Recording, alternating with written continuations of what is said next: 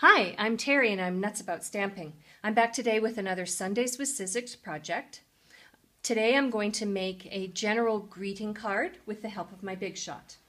The first thing I'm going to do though is I'm going to create one of the layers for the front of my card, and I'm going to do that using two of the stamps from the gorgeous Grunge stamp set.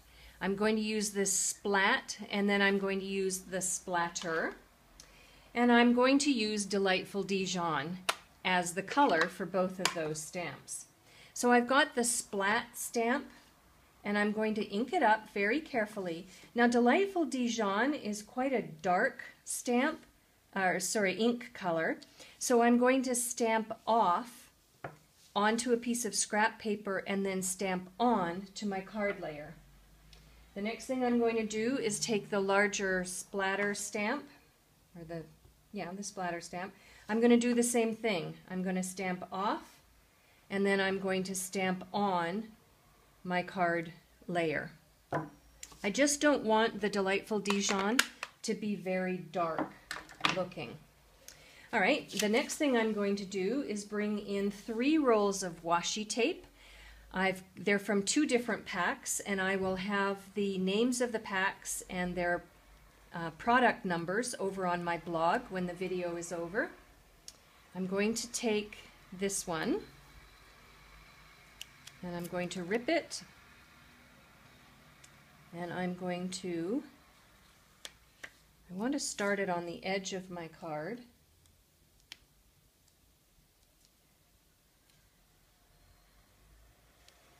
There we go. So there's my first piece, and then I'm going to take the Blackberry Bliss roll.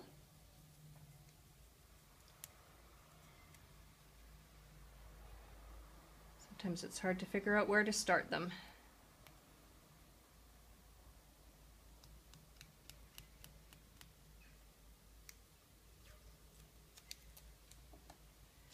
Okay,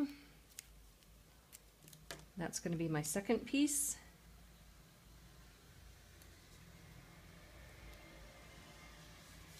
And then I have a third piece with the stripes, and that's going to be my shortest piece.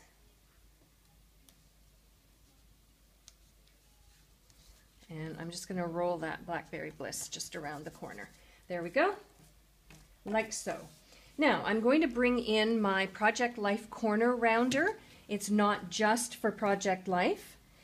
It's got a great guide, and you're going to slide your cardstock in till it lines up with both of the guides, and then just punch, and then I'm going to do the same in the top and punch.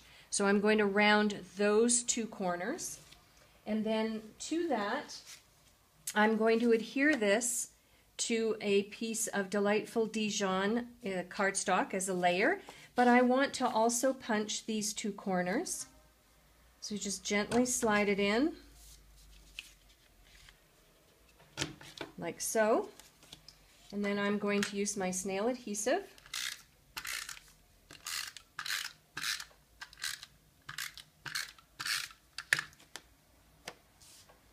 And adhere it down, like so. And then I'm going to have a piece of Whisper White cardstock as my card base, and I'm going to just fold that in half, and then I'm going to use my bone folder to make the crease nice and flat. And then my camera mysteriously stopped working.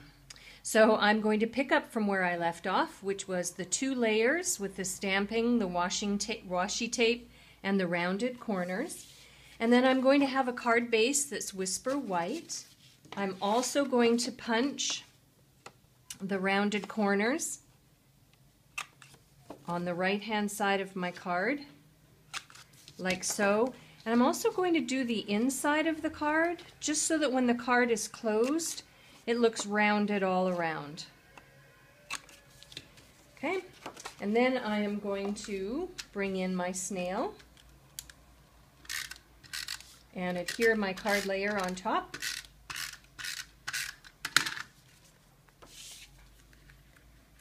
like so.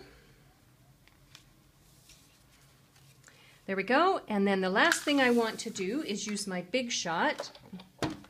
And I'm going to use one of the butterflies from the Butterflies Thinlits dies. I've got my platform, magnetic platform, bottom standard cutting pad. I'm going to put a piece of scrap Blackberry Bliss on. Then I've got a piece of wax paper. If you live in a country where you don't have wax paper, you can use parchment paper or some kind of baking paper. And then your top standard cutting pad, and then run it through. I usually do with this one, because it's quite an intricate die, I'll do a back and forth motion. So run it forward and then run it back. And then your butterfly should literally pop out. Then what I do is I bring in my paper piercing tool and I just poke out all the pieces of this die, which makes it very quick and easy to do. I'll be back in a moment and then I'll show you how I'm going to finish off the card. All right, I have just a couple more to go. Lots of confetti lying here on my tabletop. Okay. And I'm going to bring in my silicone sheet and my two-way glue pen. I'm going to flip the butterfly over and I'm just going to smear lots of the two-way glue on top.